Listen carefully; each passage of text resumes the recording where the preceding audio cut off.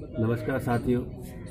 सबसे पहले तो मैं हमारे प्रदेश की चार बार की यशस्वी मुख्यमंत्री माननीय बहन कुमारी मायावती जी का और हमारे पश्चिम उत्तर प्रदेश के प्रभारी आदरणीय शमसुद्दीन राय साहब का तहे दिल से धन्यवाद अर्पित करता हूँ कि उन्होंने एक सड़क पर लड़ने वाले साधारण किसान के बेटे को टिकट देकर यहाँ के किसान, नौजवान, मजदूर, बायर्स की सबकी भावनाओं को समझते हुए मैदान में उतारा है। मैं आज ये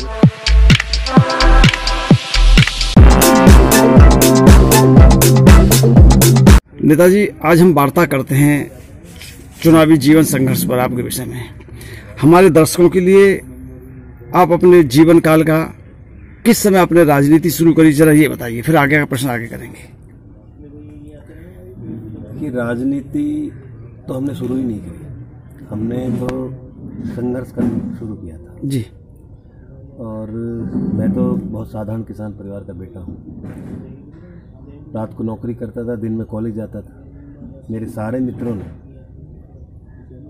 दबाव बनाया कि तू नोएडा डिग्री कॉलेज में जिसमें हम पढ़ते थे तो चुनाव लड़ो। मैंने कहा यार मैं राजनीति में हूँ नहीं, साधारण किसान परिवार से हूँ, अपना रात को नौकरी करके अपने परिवार चला रहा हूँ। उन्होंने कहा नहीं, आपको चुनाव लड़ना है जी। तो मेरे साथ जो नौकरी करते थे करीब 20-25 किस कंपनी में करते थे जॉब आप? मैं यामा में जॉब करता था। अच्छा जी। तो यामा के जो मेरे बहुत सारे बाहर के साथी थे, लोकल थे, तो हम आपस में एक एक चीज़ें तय करते थे। तो वो हमको उस टाइम 3,000 रुपये मिलते थे। अच्छा। 3,000 रुपये, 2700 रुपये महीने का। हाँ। तो किसी की बच्चे की फीस की, इसकी, तो उन्होंने मेरे से कहा कि नहीं चुनाव लड़ो। मैंने कहा मेरे पास पैसे नहीं है। अच्छा जी। उन्होंने कहा कि हम एक एक महीने की तनख्वाह आपको देंगे जी।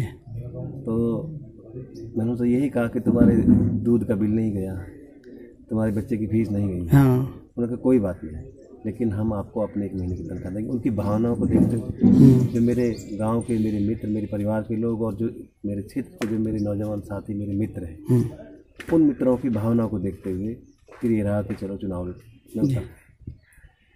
तो हम रिक्शा से, बस से चुनाव लड़े। जो मेरे हमारे सामने थे वो काफ़ी धनाढ़ परिवारों से थे। अच्छा। हाँ, NSUI से हमारी टक्कर थी। मैं कल भारतीय विद्यार्थी परिषद चुनाव लड़ा जी। तो वहाँ पे सब छात्रों ने, हमारे नौजवान जो मित्र हैं, चाहे वो लड़की है लड़का, सब भाई बहनों ने मिलके अपने को, मुझे नहीं, खुद को कैंडिडेट मानते हुए चुनाव लड़ा। और आपको हैरानी होगी कि हमारे पोस्टर जो है, एक पोस्टर निकलता था और उसको सब कॉपी करा के खुद लगाते थे। उस समय की बात है? उस समय की बात, ये 2004 की बात है। कॉपी करा के लगाते थे। Photo copy. कलर हमारा बैनर नहीं था। हाँ। ब्लैक एंड व्हाइट था। तो सब ये कहते थे कि यार जो कलर होर्डिंग नहीं लगा पा रहा, हाँ, वो कैसे चुनाव लड़ेगा। ठीक ठीक। तो वो सोचते थे कि यार जो रिक्शा में बैठा है, बस में बैठ के प्रचार कर रहा है, 3,000 की रात को नौकरी करता है, वो कैसे चुनाव लड़ेगा। और वहाँ हमारे नोएडा डिग्री कॉलेज के नौजवान साथियों ने, हमारे भाई बहनों ने ये दिखा दिया कि जो राजनीति है वो एक किसान का बेटा भी कर सकता है। हाँ। और वहाँ पे 7 दिन में हमें चुनाव जिताया। अच्छा जी। 7 दिन में हम चुनाव जीते। और चुनाव जीतने के बाद सबसे पहले मैंने यही की बात कही कि मित्रों, चुनाव जो हमारे साथी थे, चुनाव जीतना हमारी चुनौती नहीं थी, उनकी चुनौती चुनाव जीतना ही था। तो वो कहते नहीं चुनाव जीत गए। तो हमने कहा नहीं, चुनाव जीतना हमारी चुनौती नहीं, जो हमें जो वोट दिया है वो हमें भरोसा दिया है। हम पे जो भरोसा किया है उस भरोसे को पूरा, कॉलेज के लिए हमने संघर्ष किया। वहाँ उस कॉलेज में, आप डिग्री कॉलेज में से यकीन कर सकते हो कि खुला शौचालय था। खुला उस समय की बात करो, खुला शौचालय 2004 में। खेलने के लिए मैदान नहीं था, खाने पीने के लिए कैंटीन नहीं थी, बाहर गेट पे बस स्टैंड नहीं था, कोई सिक्योरिटी की व्यवस्था नहीं थी। जबकि हमारी उसमें छात्राएं जो है हमारे बराबर उसमें पढ़ते थे। तो उसके लिए हमने आवाज़ उठाई, छात्रों ने मिलकर आवाज़ उठाई, संघर्ष किया। प्राधिकरण कभी कॉलेज को बजट नहीं देता। हाँ। हमने प्रयास करके प्राधिकरण से बजट पास कराया। खेल का मैदान जो आज दिख रहा है वो हमारे उस टाइम के एक पेड़ उस टाइम के लगाए हुए हैं। जो उस टाइम हम वाटर कूलर लगा, उस टाइम का लगा हुआ है। पूरी बिल्डिंग जो बनी उसी टाइम की बनी हुई है। कैंटीन की व्यवस्था हुई, खेल का मैदान उसी टाइम का हुआ। उसके बाद फिर हमारे ये माननीय किसानों के प्रति कैसा रुझान हुआ फिर आपका पढ़ते माननीय पढ़ते? बहन जी की सरकार 2007 में आई, अच्छा। तो उन्होंने हमारे पूरे इलाके की जमीन को प्राधिकरण ने एक्वायर किया। तो 2007 में जब उस वक्त 322 और 322 मीटर के हिसाब से हमारा जमीन का रेट था। अच्छा। हाँ। तो हम लोगों ने कि इतने में तो कपड़ा भी नहीं आता, हाँ। तो इतने में तो कपड़ा भी नहीं आता, और प्राधिकरण ने क्या किया कि जल्दबाजी में हमारे घरों को भी एक्वायर कर लिया जमीन के साथ साथ। तो इस बात के लिए हमने माननीय बहन जी 2007 में शायद दिसंबर नवंबर की बात होगी, औचक निरीक्षण करने 0 पॉइंट पर आई थी। अच्छा। तो हम लोग किसान वहां उनसे मिलने गए, पुलिस प्रशासन ने हमें रोकने का प्रयास किया, तो उनको पता लगा कि किसान है, तो उन्होंने कहा आने दो। अच्छा। हाँ। फिर मैं और मेरे बुजुर्ग थे, आज हमारे बीच में नहीं है, डीएसपी साहब, राजपाल डीएसपी साहब रिटायर्ड डीएसपी थे आर्मी में। तो हम दोनों लोग गए, हमने यही माननीय बहन जी से कहा कि बहन जी हमारा 322 मीटर का मुआवजा है, हाँ। और जमीन के साथ साथ हमारे घर भी एक्वायर कर लिए। 322 में तो कपड़ा भी नहीं आता, ये हमारी जमीन ले रहे हैं, हाँ। और हमारे घर भी एक्वायर कर लिए। तो उन्होंने तभी जिलाधिकारी से कहा कि क्या इतना है, उन्होंने कहा, तो उन्होंने तभी कहा कि कम। अच्छा। अच्छा। तभी उन्होंने कहा कम है, और देवेंद्र कुमार कमिश्नर थे उस टाइम को, उनकी अध्यक्षता में एक कमेटी बनाई, और कमेटी बना के सबके सुझावों से 850 मीटर हमारा मुआवजा उन्होंने किया। यहाँ से फिर किसानों की राजनीति आपने शुरू हो गई, और हमारे घरों को जो एक्वायर किया था उसके लिए हमने संघर्ष किया, एक आध बार जेल गए। तो उसके बाद फिर हमारे उसके लिए भी एक ऐतिहासिक पॉलिसी बनी कि प्रति परिवार 3000 मीटर बालिग किसान के बच्चे के हिसाब से उसकी जमीन, जो उनकी आबादी की जमीन है, हाँ। उसकी घेर की जमीन है, उसको बसने के लिए वापस दी जाए। अच्छा। ये पॉलिसी बनी। अब चुनाव आया है, आपके प्रत्याशी बहन जी ने घोषित किया है, क्या ऐसे विशेष मुद्दे रहेंगे जिनको लेकर आप जनता के बीच में जाएंगे?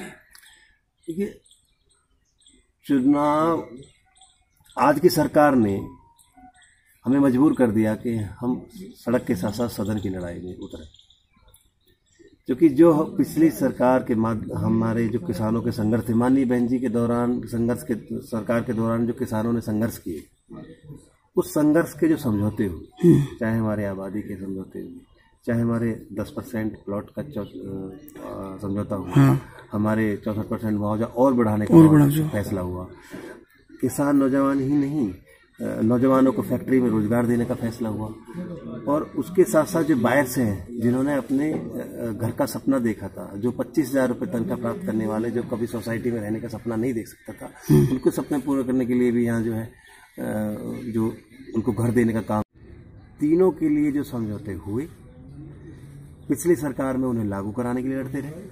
2012 में सरकार बदली, 2010 और 11 में हमारे समझौते हुए। इस सरकार में उन समझौतों को बचाने के लिए लड़ते रहे। देखिए, जांच बैठनी चाहिए प्राधिकरण के अधिकारियों की संपत्ति, जांच बैठा दी किसानों के घरों। इस मौजूदा सरकार है, हमारी योगी सरकार जी। तो अब सड़क पर लड़ते हैं तो हमसे पूछा जाता है कि हमारे जो समझौते हुए यहाँ के जनप्रतिनिधियों ने उनको खत्म कराए। हाँ। मुझे बड़े दुख के साथ ये कहना पड़ता है, वो जनप्रतिनिधि जो हमारा वोट लेके हमारे हित के लिए जिन्हें काम करना था, वो अपने हित के लिए सरकार के काम कर रहे हैं। हाँ। उन्होंने 3 मार्च 2020 को मैं कागज के साथ दिखाऊंगा, हाँ। तो मैं कागज भी दिखाऊंगा। हाँ। 3 मार्च 2020 को यूनिवर्सिटी में माननीय मुख्यमंत्री की अध्यक्षता में समझौता किया सभी प्राधिकरण के अधिकारियों के दबाव में कि उन्हीं को 10% मिलेगा, जो कोर्ट गया। अच्छा। जबकि समझौता हुआ था सबको मिलेगा, तभी हम कोर्ट नहीं गए। 64% सबको मिलेगा, रोजगार की भागीदारी 50% रहेगी। हमारा जो यहाँ के बायर्स और किसानों की पेनल्टी लग रही है वो खत्म होनी चाहिए। इन सब मुद्दों को लेकर आप जनता के बीच में जाएंगे? हाँ। तो देखिए, बायर्स पे पेनल्टी लगा दी।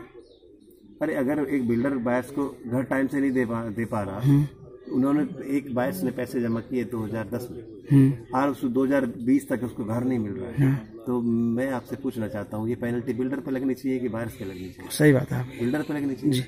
उस किसान के जिसके 2000 में जमीन गई, 2007 में गई, अब तक उसको प्लॉट नहीं मिला, इस बात की पेनल्टी प्राधिकरण पे लगनी चाहिए कि किसानों पे लगनी चाहिए? किसानों पे लगा दी। और हम बात करते हैं तो हमसे कहते हैं कि तुम हो कौन, तुम्हारे जनप्रतिनिधियों ने ये सहमति दे दी। हमारे खिलाफ में सहमति दी थी किसानों के साथ। हमने यही कहा कि जनप्रतिनिधियों की ज़मीन नहीं गई, हमारे जो विधायक जी हैं उनकी ज़मीन नहीं गई, हमारे जो नोएडा में बैठे हैं हमारे मंत्री जी के बेटे उनकी ज़मीन नहीं गई, ज़मीन गई है यहाँ के किसानों, समझौता करा यहाँ के किसानों ने। तो आप उनके द्वारा जो समझौते हुए उनकी सहमति लो। तो फिर नहीं उन्होंने कहा कि नहीं ये नहीं होगा, जो अब आप फालतू की बात कर रहे हो, आप कोई नहीं होते हो कौन, अब जब जनप्रतिनिधि ने हम दे देते हुआ क्यों। तो तब हमारे जो समिति के लोग हैं, जो यहाँ के जो नौजवान हैं, उन्होंने ये फैसला किया कि सड़क पे लड़े हम, किसान के लिए लड़े हम। और यहाँ के अभी हाल में आपने देखा किस तरह से हमारा, मैं 1 मिनट में बताना चाहता हूँ, जो हमारे संघर्ष के खत्म करके इस जिले का अपमान किया था, उनके अखिलेश जी, उनके बेटा जी ने यहाँ के चुनाव खत्म करके इस क्षेत्र का अपमान किया। और हमारे योगी जी ने, योगी की सरकार में और उनके नेताओं ने हमारे वीर गुर्जर सम्राट मीर भोज की तस्वीर पर कालिक पोत कर न केवल हमारे एक समाज का और एक पूर्वज का अपमान किया, बल्कि उस ऐसे राष्ट्रभक्त सम्राट का अपमान किया जो देश के रक्षा के लिए लड़ता रहा। लेकिन कालिक तो किसी आदमी ने पोती थी, जो संज्ञान में आया कि पार्टी पॉलिटिक्स का मामला बना था। तो दबाव में पोती थी। अच्छा, दबाव में पोती थी, क्यों पोतेगा कोई? अरे हमारे जनप्रतिनिधियों ने अगर उन पर कालिक पोती तो किसके वो बताएं किसके दबाव में कालिक पोती? ऐसे तो नहीं, अगर उस पर नाम लिखा हुआ था बाकायदा, जमीन दी यहाँ के पूर्वजों ने, हमारे समाज के सम्राट जो समाज सेवी हैं उन्होंने जमीन दी, 300 बीघे जमीन। और जो मूर्ति बनी हमारे यहाँ के 108 लोगों ने उसके लिए चंदा दिया, चंदा भी हम दे रहे हैं। हमारे पूर्वज का हम सम्मान कर रहे हैं, और हम अपने पूर्वज का ही सम्मान नहीं कर रहे हैं, एक ऐसे सम्राट, राष्ट्रभक्त सम्राट का कर रहे हैं जिन्होंने विदेशी ताकतों से लड़ाई लड़ी थी। तो सरकार ने क्या किया? हमारे ही घर में, हमारे ही जमीन पर लगी मूर्ति, हमारे ही सम्राट का, हमारे ही समाज का अपमान करके चले गए। तो इन मुद्दों को लेकर आप जनता के बीच में जाएंगे? जनता चुनाव लड़ेगी। जनता चुनाव लड़ेगी, मनवीर चुनाव नहीं लड़ेगा। यहाँ का किसान चुनाव लड़ेगा, यहाँ का नौजवान चुनाव लड़ेगा, यहाँ का वायरस चुनाव लड़ेगा। ये नेता और जनता के बीच की लड़ाई। ये जो नेता पार्टियों के चक्कर काट के, जो नेता जो अपनी दिशा और दशा बदलने के लिए राजनीति में जाते हैं, हम इस क्षेत्र की राजनीतिक दिशा और दशा बदलने के लिए यहाँ का नौजवान, यहाँ का किसान, यहाँ का वायरस मैदान में आएगा। आप देखना, एक साधारण किसान के बेटा चुनाव नहीं लड़ रहा है, यहाँ के सब नौजवान और किसान और मजदूर के साथ साथ सब सर्व समाज के लोग अपने सम्मान को बचाने के लिए चुनाव लड़े। धन्यवाद जी। अंत में क्या कहना चाहते हैं आप? देखिए, अंत में मैं एक तो सबसे पहले मैं आदरणीय हमारी माननीय बहन जी यशस्वी जो हमारी मुख्यमंत्री रही हैं 4 बार, उनका धन्यवाद करना चाहता हूँ। एक साधारण किसान के सड़क पर लड़ने वाले बेटे को जो उन्होंने टिकट दिया है, मैंने जब उनसे मिला तो मैंने उनको यही कहा कि माननीय बहन जी, आपके पास विधायक बनने के लिए नहीं आया हूँ।